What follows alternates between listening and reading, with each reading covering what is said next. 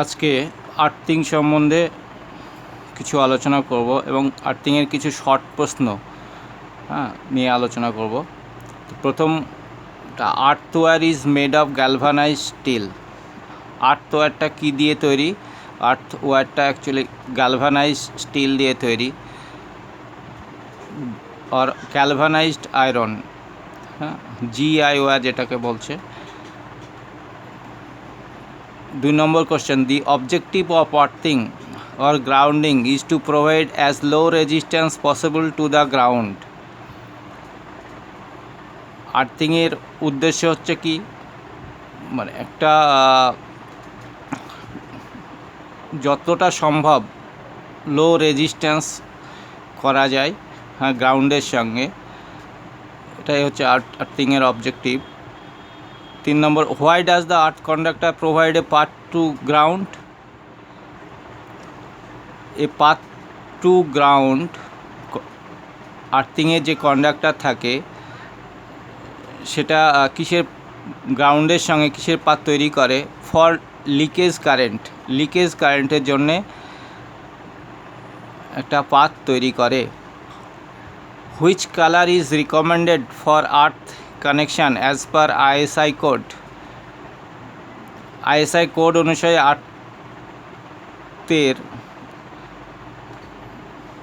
আর্থওয়্যারের কালারটা কী হয়? এটা green. 5 number question, the continuity conductor should run from the machine to the panel boards and to the main. Number of earth electrode is 2.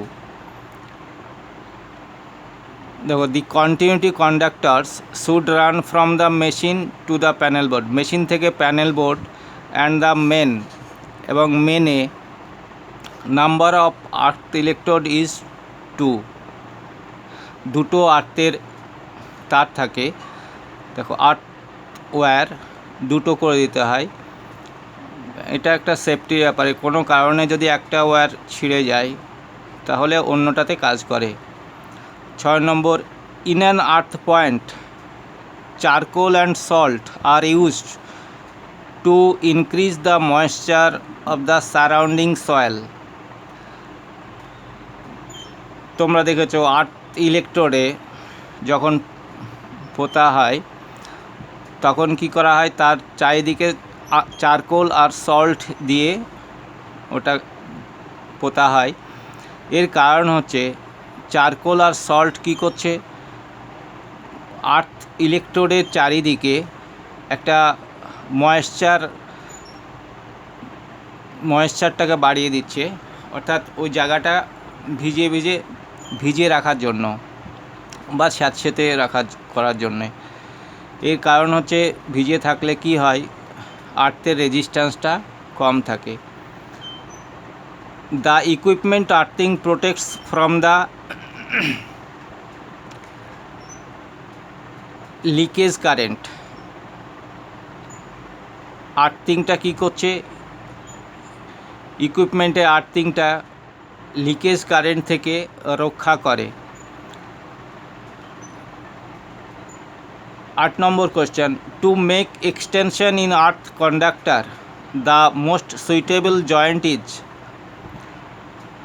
একটা কন্ডাক্টরকে বাড়ানোর জন্য, আর্থ কন্ডাক্টরকে বাড়ানোর জন্য একটা জয়েন্ট ব্যবহার করা হয়। জয়েন্টটার নাম কি? স্কারফেট জয়েন্ট। স্কারফেট জয়েন্ট। এখন দেখা যাচ্ছে আর্থিং করার সময় কোনো কন্ডাক্টর ছোট হয়ে গেল, তখন সেটাকে বাড়াতে হবে। বাড়ানোর জন্য একটা জয়েন্ট দরকার, সেই জয়েন্টটা হচ্ছে স্কারফেট জয়েন্ট। একটা সিম্পল জয়েন্ট, এখানে দেখো এটা 8 সেন্টিমিটার, এটা 8 সেন্টিমিটার, এইভাবে কাটা আছে। এটা জয়েন্ট করে এটা তার দিয়ে জড়িয়ে দেওয়া হয়, ব্যাস। এটা সিম্পল জয়েন্ট। এই জয়েন্টের নাম হচ্ছে স্কারফেট joint. As a rule, the minimum distance between two electrodes shall not be less than. Actually, দুটো যে ইলেকট্রোড পোতা হয় তার ডিস্টেন্স কত হবে?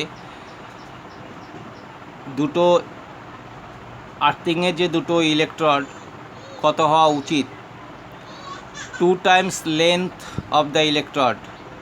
ইলেকট্রডের ডবল তৈরি করা হয়, 2 times the length of the electrode. ইলেকট্রডের যা দৈর্ঘ্য তার দ্বিগুণ দূরে পোতা হয়।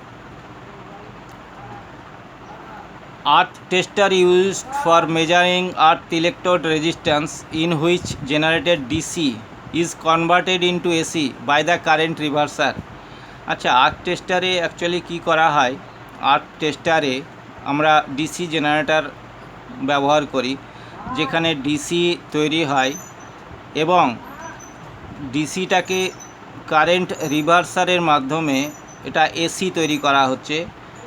এসিটা কী করছে, measurement is reduce error due to electrolytic EMF বা ইলেকট্রোলাইটিক এফেক্ট। এর কারণ হচ্ছে আমরা মাটির তলা দিয়ে এসি পাঠাই, এর কারণ হচ্ছে যাতে কোনো ইলেকট্রোলাইটিক এফেক্টের ফলে কোনো রেজিস্ট্যান্সের পরিবর্তন না হয়, এই জন্যই